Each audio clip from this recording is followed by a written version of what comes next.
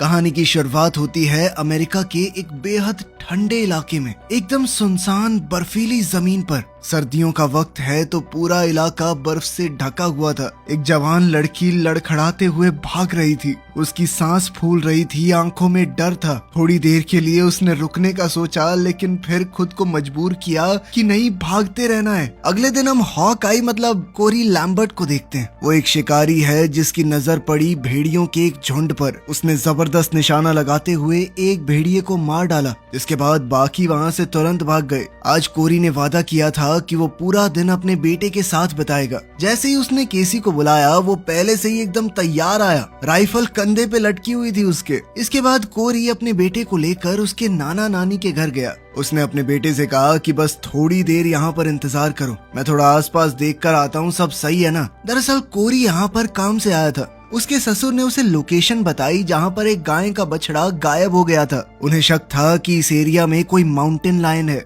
जो उनकी भेड़ बकरी गायों के लिए खतरा हो सकता है, इसीलिए कोरी को बुलाया था। लेकिन जब कोरी उस माउंटेन लायन को ढूंढने निकला तो उसे बस पैरों के निशान दिखे, लेकिन ये किसी शेर के नहीं थे। जल्द ही उन कदमों का पीछा करते हुए उसे बर्फ पर खून के निशान मिले। उसने अपने बैग से कुछ खास कपड़े निकाले, पिस्टल अपने हाथ में ली और ध्यान से कदमों को फॉलो करने लगा। ये वही रास्ता था जहाँ से वो लड़की भागी थी। अभी उसके पैरों के निशान बर्फ से ढके नहीं थे। थोड़ा आगे जाकर निशान कुछ ऐसे हो गए कि कोई बड़ी मुश्किल से चल रहा हो। कोरी धीरे धीरे खून के निशान फॉलो करता रहा। थोड़ी आगे जाकर उसे वो लड़की मिल गई। वो बिल्कुल शांत पड़ी थी, पैर नंगे, जिस्म जम चुका था, मुंह में खून और बर्फ जमी हुई थी। कोरी ने तुरंत इमरजेंसी मदद के लिए कॉल किया। FBI को यहाँ तक आने में टाइम लगने वाला था क्योंकि रोड बहुत खराब है, हर तरफ बर्फबारी हो रही है। ट्राइबल पुलिस के चीफ बेन ने कहा कि बॉडी को हिलाना मत जब तक कि FBI के ऑफिसर आके साइट की छानबीन न कर लें। लेकिन कोरी बेचैन हो गया। उसने कहा कि बर्फबारी तेज हो रही है, जल्द ही पूरे निशान गायब हो जाएंगे लड़की के, कि कहां से भागी थी, कहां से आ रही थी वो। उसने बेन से परमिशन मांगी कि वो अकेला छानबीन कर सके, लेकिन बेन ने मना कर दिया। कोरी उस लड़की को जानता था, ये बॉडी नैटली की ही है, लेकिन बेन ने कहा कि ढंग से जांच करने के बाद ही कंफर्म करेंगे।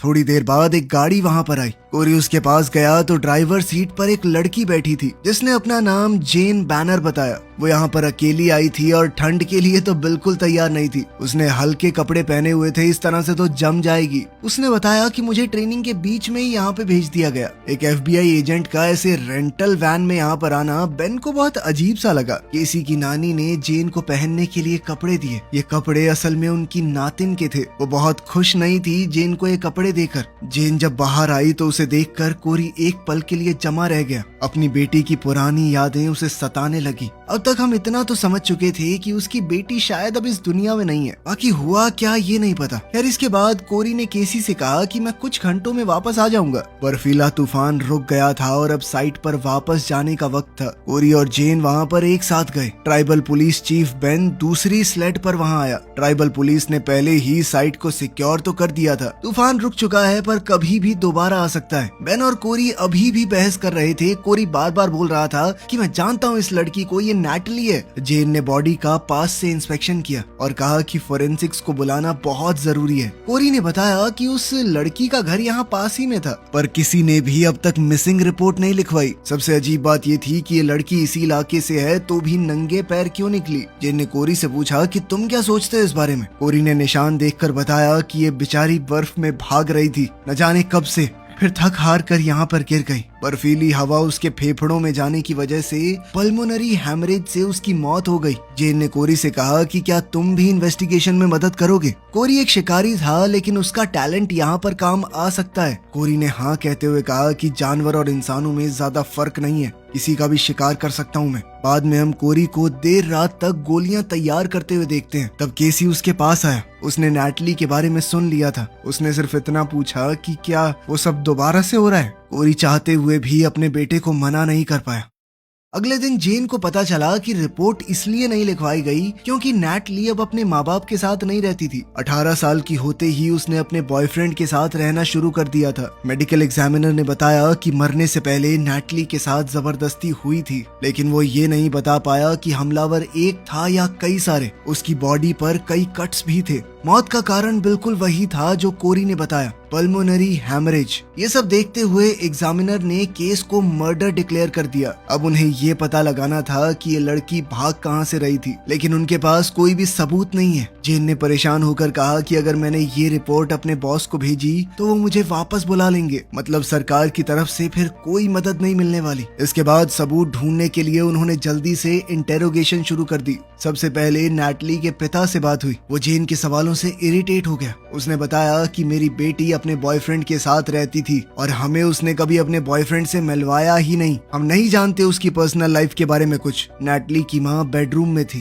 बेन ने जेन को सिग्नल दिया कि इन लोगों को अभी मत छेड़ो, ये परेशान है। लेकिन जेन फिर भी कमरे के अंदर चली गई। अंदर उसने नैटली की माँ को देखा जो बस रो रही थी। उसकी कमर पूरी तरह झुकी हुई थी, बिल्कुल खामोश बैठी थी वो। इसके बाद कोरी वहाँ पर आया। जैसे ही नैटली के पिता ने कोरी को देखा तो वो बिल्कुल भी गुस्सा नहीं हुआ। उन दोनों के बीच में एक ऐसा दर्द था जिसे समझने के लिए शब्दों की जरूरत नहीं है। वो दोनों एक दूसरे के गले लग गए। कोरी ने धीरे से कहा कि दर्द को पकड़ कर रहना कभी कभी आसान लगता है, लेकिन अपनी बेटी को खोने के बाद मैंने एक बात सीखी है कि हमें बस उनका दिया हुआ प्यार याद रखना है, उन्हें खोने का दर्द नहीं। खैर फिर मार्टिन ने बताया कि देखो मैं तो कुछ नहीं जानता, लेकिन मेरा एक बेगैरत बेटा है, ड्रग्स वगैरह के चक्कर में फंसा था पीछे। वो लड़कियां ना लिटिल फेदर बॉयज, उनके साथ घूमता है। चाहे जैसा भी है, नैटली अपने भाई से बहुत प्यार करती थी। वो शायद कुछ बता सकता है। इसके बाद बेन, जेन और कोरी लिटिल फेदर बॉयज के एरिया में गए। जैसे ही वो लोग वहाँ पहुँचे, अंदर तेज म्यूजिक बज रहा था। बेन ने बताया कि टोटल 4 भाई हैं और कोई भी आसानी से मानने वाला नहीं है, एक से बढ़ के एक है सारे। कोरी घर के पीछे की तरफ गया, जबकि बेन और जेन आगे के दरवाजे पर गए। दरवाजा सैम नाम के एक लड़के ने खोला। ऐसा लग रहा था उसने दबा के नशे किए हुए। उसने धीरे धीरे कहा कि मेरा दूसरा भाई जेल में है और चिप जो नैटली का भाई है वो घर पे नहीं है। तभी अचानक से उसने बेन और जेन पर पेपर स्प्रे से हमला कर दिया। दोनों की आंखों में तेज जलन हुई, उनकी नजरें धुंधली पड़ गई। लेकिन कोरी ने एकदम आराम से फावड़ा उठाया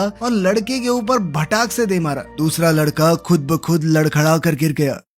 अब जेन बंदूक उठाकर अंदर घुसी। उसकी आंखों में अभी भी जलन हो रही थी, वो साफ नहीं देख पा रही थी। जैसे ही वो एक कोने में पहुंची, सैम ने तुरंत उस पर गोलियां चलाई। जेन ने भी तुरंत बचते हुए एक के बाद एक बहुत सारी गोलियां चलाई। सैम गिर पड़ा और जोर जोर से खांसने लगा। जेन ने अपने हाथ से उसकी बंदूक अलग कर दी और उसे गन पॉइंट पर रखा। तब बेन अंदर आया। उसने सैम की हालत देखी और कहा कि हमें यहाँ से निकलना चाहिए। जेन ने कहा कि एम्बुलेंस बुला लेते हैं, हो सकता है बच जाए। लेकिन तभी सैम ने अपनी आखिरी सांस ली। बेन सीधा बाहर निकला। जेन उसके पीछे चल दी। बाहर फ्रैंक और चिप पहले ही पकड़े जा चुके थे। जेन ने अब उनसे सवाल पूछने शुरू किए, लेकिन जैसे ही चिप को पता चला कि उसकी बहन मर गई है, वो पूरी तरह टूट गया। फिर एक जरूरी बात सामने आई। उसे पता था कि नैटली का बॉयफ्रेंड कौन है। जेन ने कहा कि चिप उन्हें उस बॉयफ्रेंड के पास ले जा सकता है, लेकिन कोरी ने मना कर दिया। उसने बर्फ में हाल ही में चली गाड़ी के निशान देखे। उसने दूरबीन से उन सभी निशानों को ध्यान से देखा। ये ट्रैक्स उसी पहाड़ की तरफ जा रहे थे जहां नैटली मिली थी।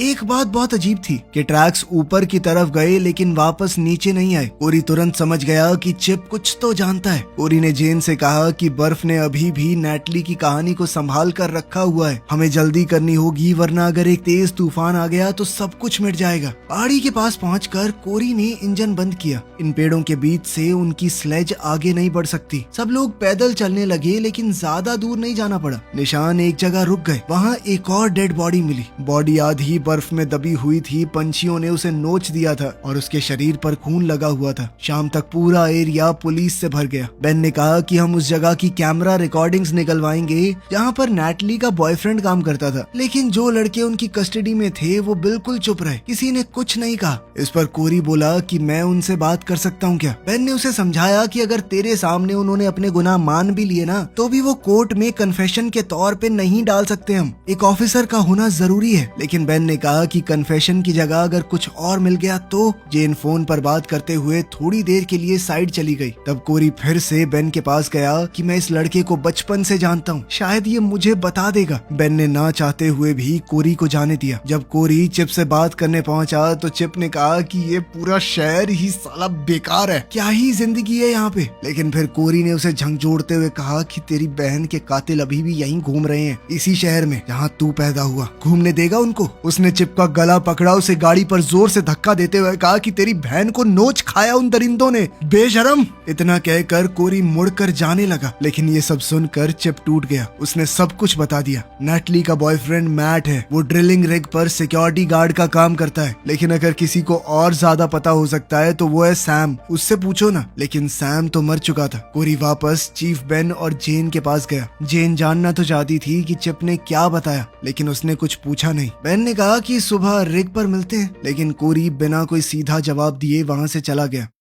जल्द ही उस लाश की पहचान हो गई। वो नैटली का बॉयफ्रेंड मैट ही था। वो ड्रिलिंग स्टेशन पर काम करने वाला एक सिक्योरिटी स्टाफ मेंबर था। जेन जब ये खबर कोरी को देने उसके घर गई तो कोरी ने उसे अंदर बुलाया ताकि वो ठंड से बच सके। जेन घर के अंदर आई और जब कोरी पानी लेने गया तब उसकी नजर फैमिली फोटोज पर पड़ी। कोरी ने वापस आकर एक फोटो की तरफ इशारा करते हुए कहा कि मेरी बेटी का नाम एमिली था। ये सुनकर जेन ने दुख जताया। फिर कोरी ने अपनी बेटी एमिली के साथ हुआ पुराना दर्दनाक किस्सा बताया। उस वक्त कोरी एक दूसरे शहर में काम करता था। उस दिन कोरी अपनी पत्नी विल्मा के साथ एक छोटी सी ट्रिप पर निकल गया। घर पर 16 साल की एमिली और उसका छोटा भाई केसी अकेले रह गए। उस रात उनके घर में बिना बताए एक पार्टी हुई। सुबह नैटली का फोन आया और उसने बताया कि एमिली गायब हो गई है। बाद में एक चरवाहे को एमिली की लाश घर से 20 मील दूर मिली, लेकिन तब तक लोमड़ियों ने उसके शरीर को इतना खा लिया था कि ऑटोप्सी से भी कुछ पता नहीं चला। ये सब याद करके कोरी को बहुत दुख हो रहा था। उसकी आवाज में कपकपाहट थी। जेन समझ गई कि उसने कुछ ज्यादा पूछ लिया। अगली सुबह बेन कुछ यूनिफॉर्म वाले ऑफिसर्स को लेकर जेन के साथ मैट के स्टेशन की तरफ गया। कोरी एक अलग रूट से स्लेज का इस्तेमाल करते हुए निशानों को फॉलो करता हुआ आया। जेन ने नए ऑफिसर्स को सब कुछ समझाया। उनका काम है मैट के ट्रेलर की तलाशी लेना और देखना कि वहाँ कोई सुराग तो नहीं है जो नैटली के कत्ल का कनेक्शन दिखा सके। कोरी से भी कहा गया कि अगर कुछ मिले तो रेडियो से बता देना। बर्फ में कोरी आगे बढ़ता रहा। उसने जानवरों के पंजों के निशान फॉलो किए और एक मरी हुई जानवर की बॉडी तक पहुंच गया। उधर स्टेशन पर गार्ड्स ने कहा कि हम भी मैट के गायब होने की रिपोर्ट करवाने ही वाले थे। उन्होंने कहा कि मैट तो 2-3 दिन से गायब है क्योंकि उसका अपनी गर्लफ्रेंड से झगड़ा हो गया था ना। जेन ने नोटिस किया कि 2 गार्ड थोड़े से जख्मी लग रहे हैं। उन्होंने बहाना बनाया कि हमारा काम ही इतना मुश्किल है, हेलमेट वगैरह कुछ देते नहीं है कंपनी वाले, इसीलिए ऐसा होता रहता है। सुपरवाइजर ने आखिरकार ट्रेलर की तलाशी की परमिशन दे दी।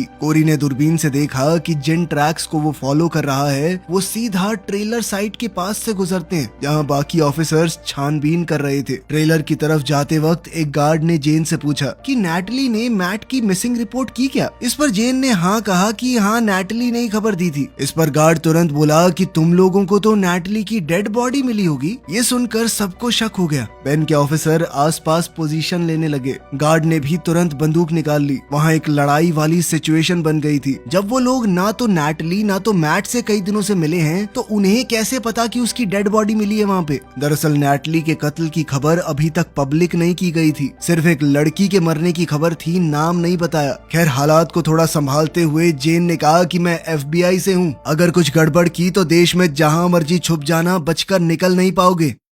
इसी बीच कोरी ने रेडियो पर बेन से बात करने की कोशिश की पर कोई रिस्पांस नहीं मिला। वो राइफल लेकर पैदल ही ट्रेलर की तरफ दौड़ पड़ा। ट्रेलर के पास जाकर जेन को पता चला कि पीट नाम का एक और गार्ड अंदर सो रहा है। वो नाइट शिफ्ट पे था ना। यहीं से हमें एक फ्लैशबैक दिखाया गया। उस रात नैटली बिना बताए मैट को सरप्राइज देने के लिए उसके ट्रेलर पर पहुंच गई। मैट उसे देखकर बहुत खुश हुआ। दोनों गले मिले और बाद में बेड पर लेटकर आगे के प्लान्स बनाने लगे कि आखिर वो कहाँ जाकर सेटल होंगे। तभी बाहर से आवाज आई। दूसरे गार्ड्स वापस आ गए थे। वो लोग शहर में रुकने वाले थे पर जल्द ही लौट आए। नैटली कपड़े बदल रही थी, तभी नशे में पीट ने उसे देख लिया और बदतमीजी करने लगा। मैट ने उसे धक्का दिया और पर्दा बंद कर दिया। थोड़ी देर बाद पीट वापस आया और मैट से झगड़ने लगा। एक और गार्ड ने नैटली को गाली दी तो नैटली ने उसे थप्पड़ मार दिया। पीट ने गुस्से में नैटली की पैंट खींच दी। अब तो मैट गुस्से से भर गया और वो उस पर टूट पड़ा, लेकिन बाकी गार्ड्स ने भी मैट पर हमला कर दिया। उन्होंने एक बोतल मैट मैट के सर पर फोड़ दी, वो वहीं बेहोश हो गया। उन्होंने नैटली को पकड़कर उसके साथ जबरदस्ती की। बेचारा मैट किसी तरह मुश्किल से खड़ा हुआ और लड़ने की कोशिश करने लगा।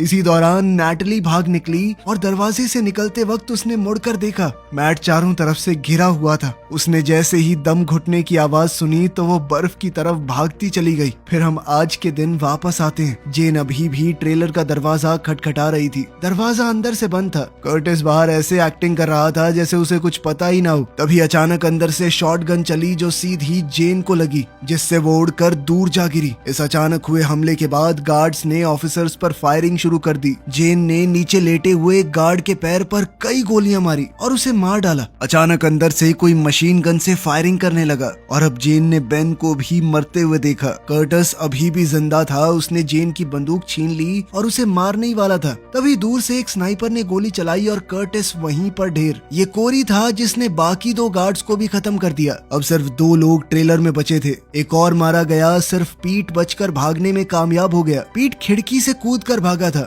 जेन ने ट्रेलर के नीचे से उस पर गोली चलाई पर वो जंगल की तरफ भागता रहा। तब कोरी जल्दी से जेन के पास पहुंचा। कोरी ने उसे जल्दी से ट्रेलर के अंदर सोफे पर बैठाया। जेन ने कहा कि मुझे रेडियो दो, अगर हेलीकॉप्टर यहाँ तक आ गया तभी बच पाऊंगी। कोरी ने रेडियो पर मैसेज दिया और फिर कहा कि मैं पीट के पीछे जा रहा हूँ, लेकिन अगर मैं उसे पकड़ भी पाया तो भी वो वापस नहीं आएगा। जेन ने हामी भरी। उसे पता था कि कोरी क्या करने वाला है।